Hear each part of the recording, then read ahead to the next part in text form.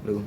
Assalamualaikum warahmatullahi wabarakatuh. Waalaikumsalam warahmatullahi wabarakatuh. Kami di sini kelompok sejarah yang bertemakan kajian Mataram Islam akan mempresentasikan hasil diskusi dari kelompok kami. Tapi sebelum itu, kami akan memperkenalkan terlebih dahulu. Nama saya Muhammad Reza Nazmul Fatah, dosen Siswa 5 sebagai moderator. Lalu teman saya. Saya adalah Putri Aksini, kelas 31. Nama saya Parisana Farjani, kelas 9. Saya Muhammad Alfiatan di Jogja. Nama saya Muhammad Presiden, dosen Siswa 4. Nama saya Berbila Wajib, kelas 2. Lalu langsung kita mulai saja untuk presentasi kali ini.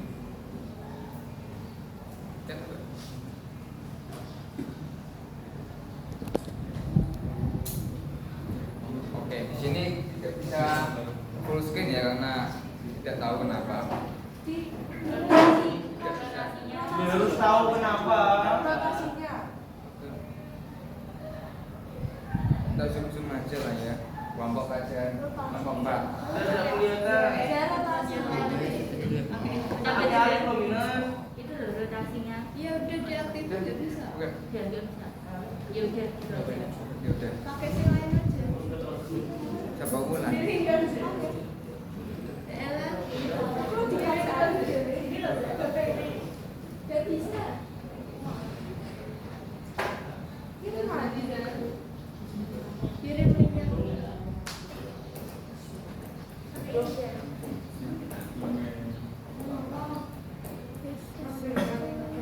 Oke. Tadi ada masalah sedikit yaitu tidak bisa dirotasi ke bagian itu kan. Lalu langsung lanjut saja ya. Kita zoom kelompok 4 sudah perkenalan tadi. Lalu sejarah berdirinya. Sejarah berdirinya yaitu setelah Kesultanan Pajang runtuh di tahun 1587. Kesultanan Pajang akhirnya mengakui keberadaan Kerajaan Mataram Islam. Panembahan Senapati selaku pendiri dari Kesultanan Mataram Islam kemudian menobatkan dirinya sebagai raja sekaligus sultan pertama yang memiliki gelar Senapati ing Alaga Sayyidin Panatagama. Panembahan Senapati wafat pada tahun 1601 dan dimakamkan di Kota Gede, Yogyakarta. Lalu setelah beliau wafat, kepemimpinan Kerajaan Mataram dilanjutkan oleh Raden Mas Jolang yang bergelar Susuhunan Hanyakawati yang merupakan ayah dari Sultan Agung.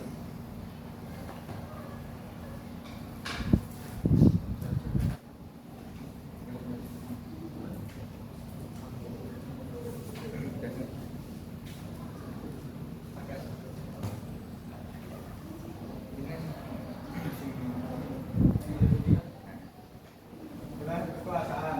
Mereka wilayah kerajaan Mataram Islam meliputi Jawa Tengah, Jawa Timur, dan sebagian dari Jawa Barat. Dan untuk wilayah Banten sendiri itu tidak termasuk wilayah Mataram Islam ya, dan juga Bali. Lanjut, sumber sejarah.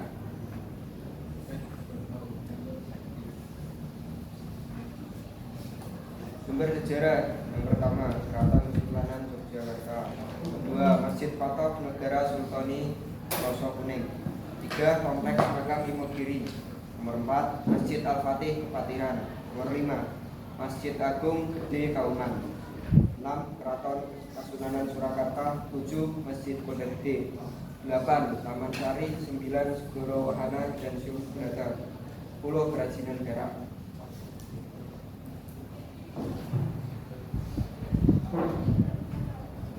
Lalu adalah ada raja-raja. Raja-raja kerajaan Mataram Islam. Pertama, Dalam Sutojoyo. Dalam Sutojoyo atau Panembahan Senapati merupakan raja pertama kerajaan Mataram Islam. Masa pemerintahan Dalam Sutojoyo ditandai dengan perang yang terjadi secara terus-menerus. Tujuannya adalah untuk menundukkan para bupati yang ingin melepaskan diri dari kekuasaan Mataram Islam seperti Bupati Ponorogo, Madiun, Pasuruan, dan Kediri. Meski begitu, perlawanan dari para bupati tersebut bisa dilakukan. Bahkan Galuh dan Cirebon dapat ditundukkan di tahun 1585. Kedua, Lalu Raden Mas Dolan.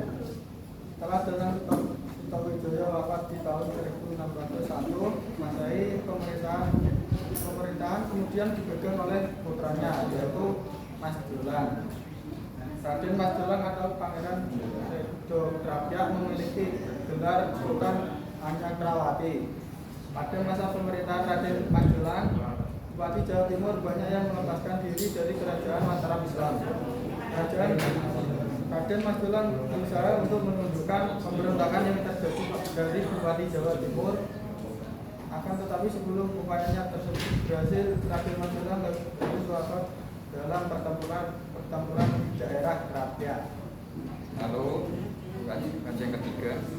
Kajian ketiga ada Raden Mas Samsam. Raden Mas Samsam atau dikenal dengan gelar Sultan Agung, Raja Prakusuma, Senapati ing Alaga Abdurrahman Khalifatullah. Nah, pada masa pemerintahan Sultan Agung inilah Kerajaan Mataram Islam berhasil mencapai puncak kejayaan akhirnya. Kerajaan Mataram Islam mengalami kemajuan di berbagai bidang seperti sektor pertanian yang semakin maju yang membuat rakyat makmur. Selanjutnya raja yang keempat yaitu Raden Mas Saidin. Raden Mas Saidin kemudian meneruskan pimpinan pemerintahan untuk menggantikan Sultan Agung. Raden Mas Saidin ini mendapat gelar Amakura I. Amakura I ini ternyata sangat lunak pada Belanda yang membuat kerajaan Mataram Islam mulai mengalami kemunduran. Secara perlahan, wilayah-wilayah kerajaan Mataram Islam semakin menyempit karena aneksasi yang dilakukan Belanda. Untuk Amangkurat II tidak dicantumkan karena perannya ya juga sama, yaitu lemah lembut terhadap Belanda dan akibatnya juga runtuh. Selanjutnya pencapaian. Pada masa pemerintahan Sultan Agung, Mataram berkembang dalam berbagai bidang, mulai dari memperluas wilayah politik, ekonomi, budaya, dan lain sebagainya. Berikut pencapaian kerajaan Mataram di bawah pemerintahan Sultan Agung. Hanya Kusumo. 1. Berhasil dalam memperluas wilayah daerah kekuasaan sampai meliputi Jawa, Madura, Kalimantan, Banten, dan Batavia, Palembang, Jambi, dan Banjarmasin. 2. Mengatur dan mengawasi wilayahnya yang luas dari pemerintahan pusat kota gede. Yang ketiga, melakukan kegiatan ekonomi yang bercorak agresif dan maritim sehingga Mataram menjadi pengekspor pusat dalam wilayah tersebut. Yang keempat, mengubah perhitungan tahun Jawa Hindu Saka menjadi tahun Islam Hijriah yang berdasarkan peredaran bulan sejak 1633. Yang kelima, menyusun karya sastra yang cukup terkenal yakni sastra Gindi.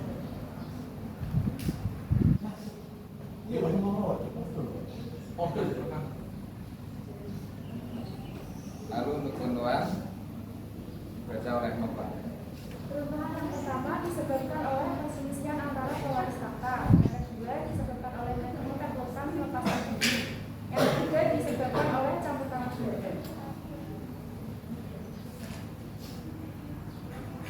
Banyak negeri taklukan yang melepaskan diri. Ketika menduduki tahta, Sultan Agung berambisi menaklukkan tanah Jawa di bawah kekuasaan Mataram. Usaha ekspansi dan perebutan hegemoni politik di Jawa yang dilakukan para sultan setelahnya ternyata justru membuat kondisi sosial dan ekonomi penduduk mengalami kemunduran. Campur tangan Belanda. Kontras dengan sikap Sultan Agung, para sultan penggantinya memberi izin Belanda untuk ikut campur masalah kerajaan. Hal ini dilakukan karena mereka tidak siap memperbaiki kondisi sosial ekonomi rakyat dan menghadapi gerakan disintegrasi negeri taklukannya.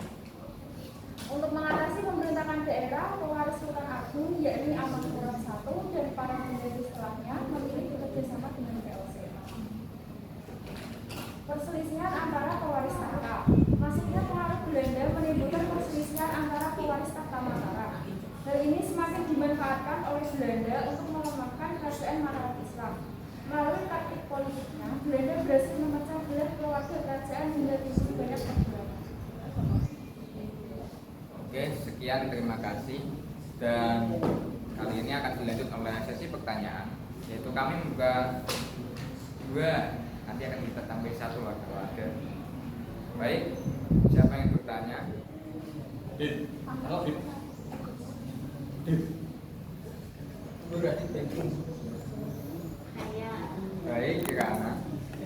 Assalamualaikum warahmatullahi wabarakatuh. Waalaikumsalam warahmatullahi wabarakatuh. Perkenalkan, nama saya Kirana Putri Praktili berseksi 20. Tadi kan di awal sempat dijelaskan bahwa Panembahan Senopati itu memberikan gelar pada dirinya Algo Saidin Panembahan apa itu kan. Nah itu tuh artinya apa sih? Terus maksudnya kayak kenapa dia memberikan gelar itu ke dirinya sendiri? Ya udah, itu aja. Terima kasih. Untuk pertanyaan kedua, apakah ada?